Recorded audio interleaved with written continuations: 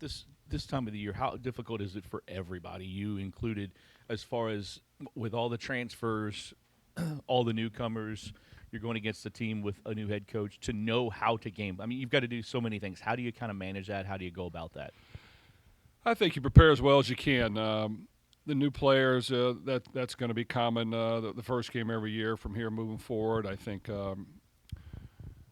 you watch some of the spring game that's been on TV and see if they did anything that's different from what they did the year before. But I'm sure even with that, we try to prepare against a lot of different things throughout the spring and summer and fall camp. Our defense gives a lot of looks. We try to give our defense as many looks as they can so that you have seen about as much as you can see, and you're able to adjust and adapt once you kind of figure out what a team is trying to do to you early on. So, just through preparation and hard work that you hope to make the transition right away. Obviously, it's important to start off with a bang if you can and try to get a lead in every game, but that's not the way it's always going to happen. But I do think that you'll see new faces. It's just a matter of executing, trusting your preparation, staying focused, and trying to make plays. Jeff, I think they announced that Haynes King was going to be the QB. He played at A&M, I think, last year. When you scout him, do you go back and watch A&M, or do you try and determine how he would fit into the system they ran last year at Tech, or how do you do that? Well, a little bit of everything. We recruited Haynes when I was at Purdue and had some initial conversations with him, and then he committed to Texas A&M. We have some connections to him and some people that know him, and I think you just watch what he's done as a player to this point, and whether that's at A&M or whether that's in the spring game or whatever you can get a peek at. I think he's an athletic quarterback. He was a highly recruited quarterback who's going to Georgia Tech to play and prove himself, and he's going to, in the end, be a really good quarterback. So we've got to, find ways to get them off rhythm, make them do things they're uncomfortable with. Pressure as much as we can without giving up big plays. But without question, I do think he's a very good quarterback. And, from our research, they have a good quarterback room. So we have to be prepared for multiple guys. But definitely Haynes, has the background and the skill to get it done. Jeff, obviously, you want to start off with kind of a non-conference game to kind of get things going. But with that being a conference game, how much of a sense of urgency does that put on you guys to get out and, obviously go 1-0? Well, it's very important. Every conference game matters, and every game matters really. But, you got to be prepared. Going on the road always you have to be able to overcome things along the way. And, this will be the first time for a lot of guys playing together. So you've got to keep your focus. You got to trust your confidence, trust your preparation. You got to be confident when you take the field. You got to go out there and execute. So, like I said, we've tried to put as much pressure on our guys in practice to perform in a lot of different situations. You hope that it carries over to the game in game one. You hope that you're able to adjust and adapt along the way, whether things are going good or bad, and that's what we're going to have to prove. So I think each week is an opportunity and a chance to prove yourself. And if you're not ready for the challenge, you're going to lose the football game, and that's how college football works now. So, we have to be up to the challenge and ready to play as hard as we can for 4 quarters. Jeff, given the special circumstances with you coming back to your hometown, does this opener feel any different to you than your past 10 or so? Well, I think so. I mean, without question, my nerves will be gone. You want to do well. You want to, try to win the football game. You want to please a lot of people. You want to get off to a good start, and that's always going to be the goal. So, you have to go back and go through things and make sure you're as ready as you can be. But then you've just got to go out there and play and coach and be positive with your players and build their confidence and help them achieve their best. And, each week it's different. It's funny. Sometimes you'll go in games feeling really good and it's not a great outcome. Sometimes you'll go in there really, really worried and you find a way to win. So I just think you just got to be able to use your experience and get our guys to play hard and stay focused and be tough and be smart and not do silly things that hurt us along the way as far as penalties and turnovers and things that can't happen because you only have so many possessions and you got to take advantage of it. And it's an important game for us. Openers are always a guessing game, but this year with name, image, and likeness even more and more, and so many transfers, so many for you and for your team. Is it hard to get your arms around where you are and where everybody else is, for that matter? Well, I think we know our football team now. We've been together for a long time.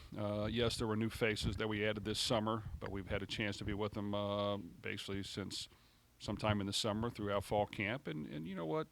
You got to go out and play, and you have to have your starters ready, your backups ready. You got to be able to play as many guys as you can that prove that they're ready to get on the field, and you have to go let them play. And I just think that throughout the season, you're going to lose a few guys here and there. You got to be able to adapt and get the next guy ready, and hopefully he already is ready. But it's just college football, and that's what makes it fun and exciting. Is any given day anybody can win, and the team that wants it the most and is the most hungry usually finds a way to come out in the end. Jeff, when it comes to Jack, you've mentioned just how smart he is, how much he knows this offense, but there's another side of that. He's got to be more patient sometimes within the offense. Have you seen that from that last scrimmage, kind of moving forward, heading into this opener? Jack's done a really good job. He's got game experience. He's played a lot of football. He wants to win. I think just, with anybody, you got to get your quarterback to relax. You got to get him in a rhythm early. You got to get him feeling good about seeing things well and boosting his confidence and, get him off to a good start. And if you do that, normally things will carry over and the game will end the way you want. But you know what? Sometimes it may not happen, and you got to be able to adjust along the way. So I just think we've tried to prepare Jack as much as we can. He's got to be smart and understand that if we get in a situation where we need some big plays, he can't do it all himself. He's got to, get it to our playmakers, give the big plays a chance, but know where the outlets are and be smart, use his feet, and not turn the ball over. So I just think it's about becoming a solid, experienced quarterback, and he's battle-tested, and we feel confident he'll play a good game. Jeff,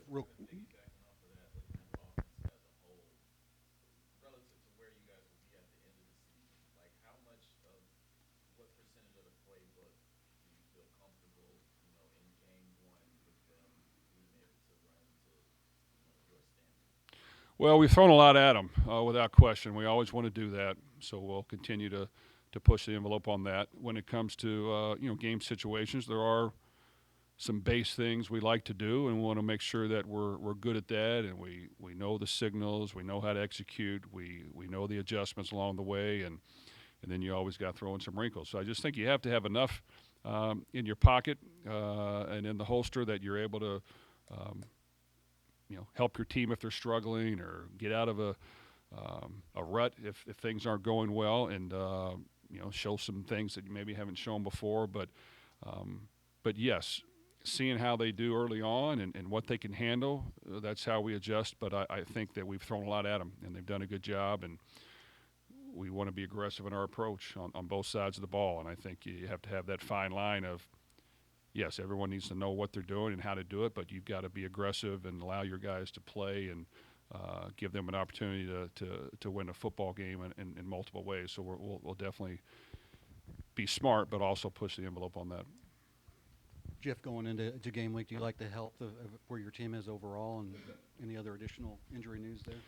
I think so. I mean, like everybody, we have a few guys that won't be participating in the game, and we've tried to manage that as well as we can, and we'll be able to adjust. We'll have some more happen throughout the season, but I feel good that we've built depth at quite a few positions. Hopefully at those positions you'll see multiple guys in the game throughout the entire game, and if we can do that successfully, it'll make us a better football team. And but I feel good that other than a few guys here and there, we're as strong as we can be. Jeff, some of the freshmen who have been here a little bit, maybe even since the spring, what's the percentage chance we see them on the field in game one? And does it just kind of go case by case with those guys? Well, it'll be a situation where they're, we feel like we got some good young talent. I think freshmen the first game, there's always a slight concern that you want to ease them in. You want to make sure that they play well and that they feel good about their game when it's over. But we have guys that can play football, so I think whether it's playing some on offense or defense and special teams, you'll see multiple guys in there. I think Stanquan Clark is a guy that has shown that he can play football. He'll be in there at certain spots. I think Adonijah Green will be in there on certain spots, and he's shown that he can play football as well. And Jamari Johnson has a chance to get in there. But at the same time, we want to be smart and go with experience and make sure that we're getting those guys in at the right situation. Yeah, Jeff, back when you played for Coach Snellenberger, were there 2 or 3 things that he would focus in with you guys as the season started that were the most important? And are any of those things items that you stress today? Well, we could talk a long time about that. I think Coach was great at preparing his teams to take on anybody. We practiced hard. We practiced long. We got after it in practice so that when we got to the game, it would come easy to us. So, we do that as much as we can, but you can't go overboard with that nowadays. You used to practice 3 times a day, and that was fine. But the bodies can't hold up as much as that they used to, I think. And nowadays guys prepare year round, so we try to be smart and get guys to the game healthy as much as we can. I think when it comes to us, we throw a lot at our guys. We want to be prepared. We want to have bullets ready to go. But in the end, we narrow it down to just 3 things as we take the field, and that's 3 things that we think are visible to the common fan, and we have to win in these 3 things no matter what else happens to have a chance, and that is playing harder than the other team. And to me, you can tell if a team is playing hard by watching it on TV or in person, and we got to play tougher than the other team, which means guess what? It's not always going to go the way you want. So whether you're up by 10 or down by 21, you're still going to play hard, and that's the ability to be tough throughout the entire game and never give in and never quit, and that's visible to the common eye. And then you've got to be smarter than the other team, meaning we can't have the 15-yard penalties. We can't have the things that set us back. We can't have offsides and misalignments and false starts and things that really set you back and put you in a jam. So we have to be the smarter team. And I think if you win those 3 things, which that is visible to the common fan as well, if you win those 3 things, you're going to have a chance to win the football game. And that's what we really want to make sure as we get closer to game time, that we find a way to get that done. It's not easy because the other team's going to try to do the same thing, but you have to find a way to win in those 3 things. Jeff, I know your last couple of seasons at least, you got more involved with the defense than you had been maybe earlier in your career. How involved were you with this defense, your Louisville defense? Well, I'm involved. I think I've learned lessons along the way, and we want our team to have the personality that we want to take on, which is aggressive in our approach. We want to be in attack mode. We want to not be on our heels, and that needs to be in all 3 segments, offense, defense, and special teams. I feel confident in our defensive coaches and the plan they put together. We want to really just put our players in the best position to have success, and we want them to make plays and not be scared to make a mistake, and go for the sack, go for the tackle for loss, go for the interception, and really be aggressive in that approach. So I just think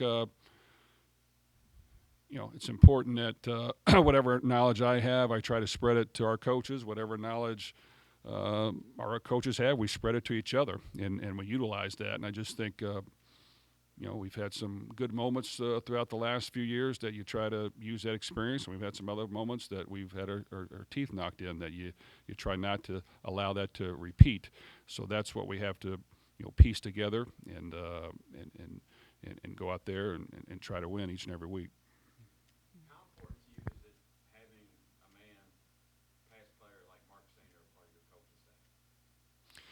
Well, we were fortunate to add Mark to our coaching staff this past spring. Mark was a tremendous player here and has coached football at a lot of different levels. Really, his passion for the game, his love for this university is really what makes him so successful, what he's doing now. Right now, he's working in our recruiting department. He's working with our defense. He's doing a lot of things for us.